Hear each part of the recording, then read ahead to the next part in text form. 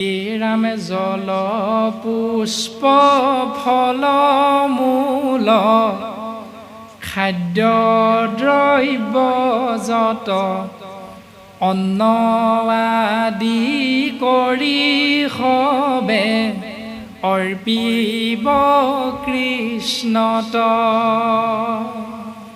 লাভ কি হ'ব? তেবে গৃহ ধৰ্মে হিংসা দুখে নপাৱয় কৃষ্ণে একনিষ্ঠ হুয়া মুকুতি সাধয়। তেতিয়াহে জীৱৰ মুক্তি হ'ব। খাদ্য দ্ৰব্য জল ফল পুষ্প মূল আদি সমস্তকে কৃষ্ণত অৰ্পণ কৰিবলৈ কৈছে। এতিয়া আমাৰ কোনোবাই যদি কয় হাজিৰা কৰি থকা মানুহ এজনে বোলে পানী এগিলাচ দিয়কচোন, এগিলাচ খা, বোলে এই তাতে টেপটো আছে খুলি খাগে যা। আমাৰ স্বাভাৱিক স্বভাৱ এইবিলাক ভাগৱত ধৰ্ম নহয়। ভাগৱত ধৰ্ম আচৰণ কৰ মানে কিতাপখন পঢ়ি থকাটো নহয়। ভাগৱত ভাগ পঢ়ি থকা মানে যে ভাগৱত ধৰ্ম আচৰণ কৰা এইটো নাই বুজোৱা। ভাগৱত ধৰ্ম সমস্ত জীৱতে ভগৱন্ত পুৰুষ আত্মাৰূপে প্ৰকাশমান হৈ আছে, সমস্তকে ঈশ্বৰ জ্ঞান কৰিবলৈ চেষ্টা কৰাটো হ'ল ভাগৱত ধৰ্ম। ভিতৰৰ পৰা সুন্দৰভাৱে পানী এগিলাচ যতন কৰি আনি সেই হাজিৰা কৰা মানুহজনকো ঈশ্বৰ জ্ঞান কৰি কৃষ্ণ লওক বুলি দিব লাগে। এইটো হ'ল ভাগৱত ধৰ্ম। খা বুলি কোৱাটো ভাগৱত ধৰ্ম নহয়। তাৰমানে সমস্তকে শুদ্ধভাৱে অৰ্পিলে কৃষ্ণত। তুমি গুৱাপান সজাই নাম এষাৰ কৰাটোহে যে ভাগৱত ধৰ্ম, এইটো নাই বুজোৱা। সমস্তকে মৰম স্নেহ দয়াৰ কৰোণাৰ মাজেৰে আমি সমস্তৰে লগতে মিলা প্ৰীতিৰে জীৱন অতিবাহিত কৰিবলৈ শাস্ত্ৰসন্মতে চিন্তা কৰা চেষ্টা কৰাটোৱে হ'ল ভাগৱত ধৰ্ম। গতিকে ভাগৱত ধৰ্ম আশ্ৰয় কৰাৰ জৰিয়তে আমি জীৱই ঈশ্বৰৰ পূৰ্ণ কৃপা লাভ কৰিব পাৰিম। আৰু এইখিনি কথাকে দেৱঋষি নাৰদে মহামুনি বেদব্যাসৰ আগত প্ৰকাশ কৰিছে যে কেৱলে দিওক ভকতিৰ উপদেশ, ভকতিহি কৰে সংসাৰৰ বন্ধ নাশ। তুমি ভকতিৰ উপদেশ দিয়া আৰু ভক্তিৰ উপদেশৰ জৰিয়তেহে কেৱল জীৱই সংসাৰ বন্ধনৰ পৰা বান্ধোনৰ পৰা মুক্ত হৈ যাব পাৰে। মায়ায়ে বান্ধন্ত ভক্তি মাতৃ মেলাৱন্ত দুহানো মধ্যস্থভাৱে আছা ভগৱন্ত। এতিয়া আমাক মায়াই বান্ধি থাকে। মোৰ পুত্ৰ,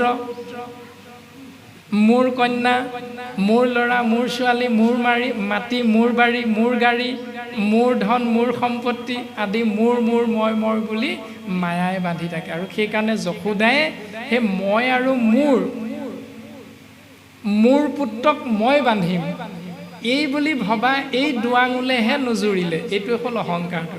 এতিয়া আমাৰ লগতো সেই মই আৰু মোৰ ভাৱনাটো এৰি আমি ভাৱনাৰে যদি সকলো আগবাঢ়ি যাবৰ চেষ্টা কৰোঁ, তেতিয়াহ'লে ঈশ্বৰৰ কৃপা লাভ কৰিব পাৰি।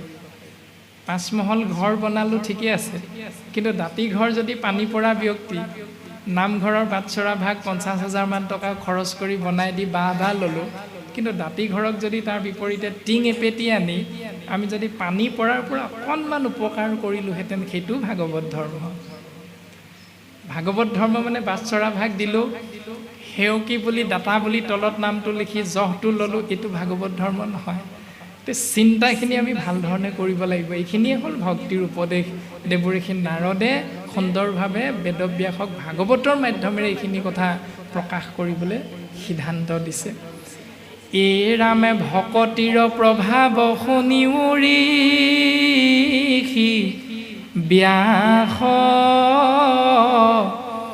ভকতিহি কৰে সংসাৰৰ বন্ধ নাশ।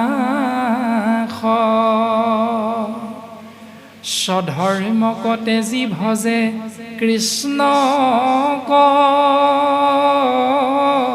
সম্প্ৰতি তাত প্ৰেমপূৰ্ণ যেবে নভৈল ভকতি। ভৈল ভ্ৰষ্ট যদি বাৱল পতে গৈল প্ৰাণ, জানা নাহি তথাপি তাহাৰ অকল্যাণ।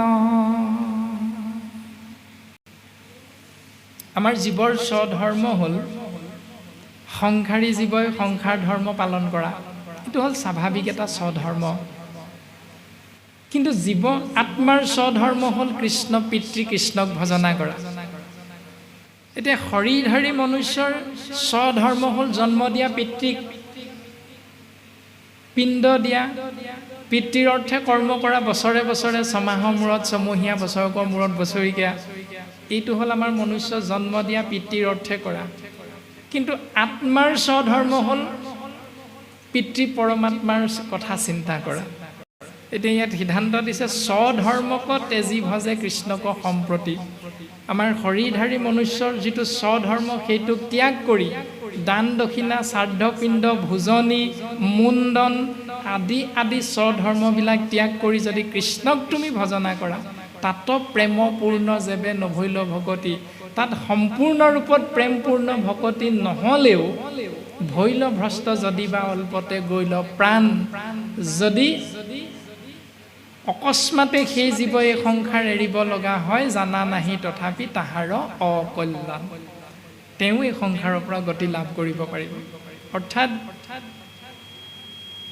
ভগৱন্ত ঈশ্বৰ কৃষ্ণদেৱৰ নাম ভাৱনাযুক্ত হৈ থাকি যদি পথাৰত হাল বাই আছে, পথাৰত আলি দি আছে, যদি পথাৰত ৰুই আছে, যদি পথাৰত ধান দাই আছে, কোনোবা এজন বাপে বিৰিয়া পাত লৈ যদি ডাঙৰি ভাৰ লৈ আহি আছে, কোনোবা এজনে হাতত অফিচৰ ফাইলটো লৈ যদি গাড়ী চলাই অফিচলৈ গৈ আছে, যিকোনো মুহূৰ্ততে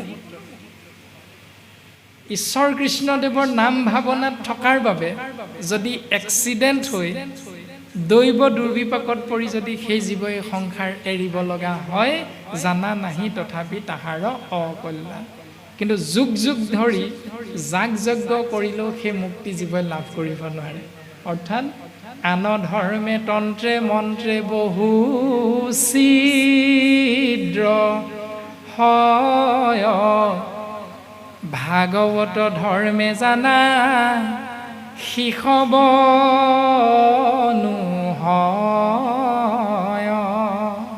আমাৰ অৰ্চনী গুৰু ঘৰীয়া গুৱাপানটোত অৰিহণাটো কিমান দিয়ে বাৰু আপোনালোকে? 11 টকা নে কেইটকা?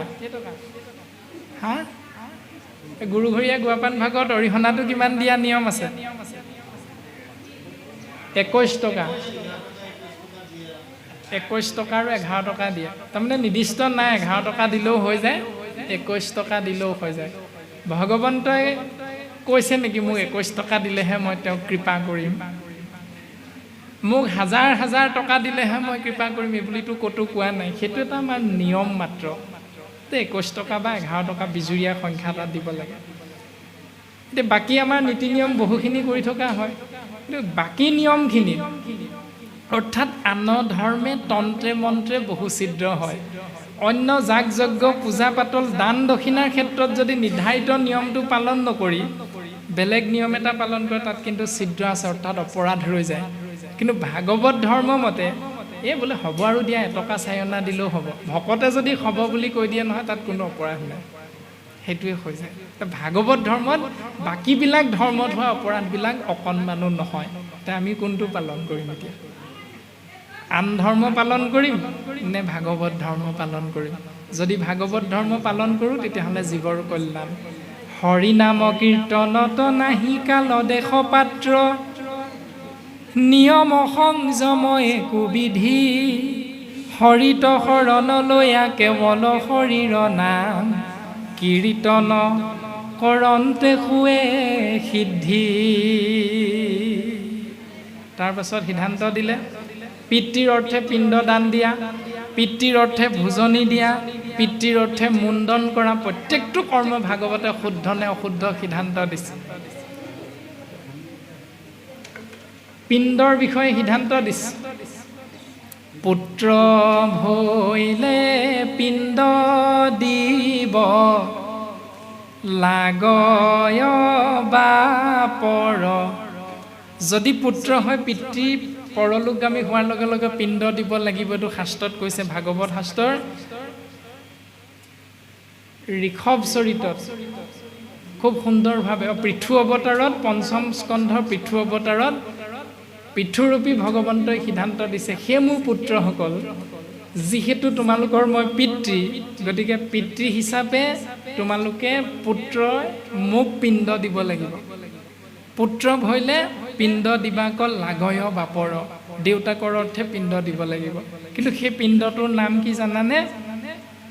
পুত্ৰ ভৈলে পিণ্ড দিব লাগয় বাপৰ, মোৰ পিণ্ড হুৱে জানা ভজিলে ঈশ্বৰ। মোৰ পিণ্ড সেইটোহে তোমালোকে ঈশ্বৰক চিন্তা কৰা। যদি পুত্ৰ হ'লেহে পিতৃ মাতৃ তৰিব পাৰে, কন্যা হ'লে